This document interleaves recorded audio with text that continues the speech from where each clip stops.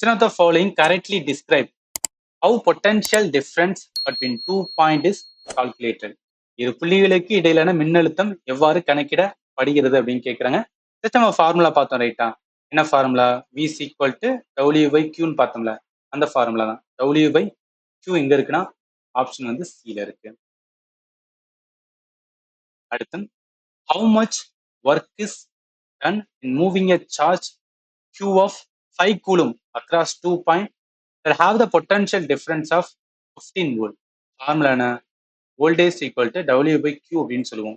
நம்மளுக்கு என்ன கேட்டிருக்காங்க அப்படின்னா W தான் கேட்டிருக்காங்க. ஸோ W தான் கேட்டிருக்காங்க. V இன்ட்டு Qன்னு வச்சுக்கோம். Potential difference 15 volt. எவ்வளோ கூலும்? 5 கூலும். 15 இன்ட்டு 5 போட்டோம்னா 75ன்னு வரும் ரைட்டா? ஸோ 75 ஒர்க்கு அதே இதில் தான் சொல்லுவோம், ஜூல்லேயும் சொல்லுவோம்.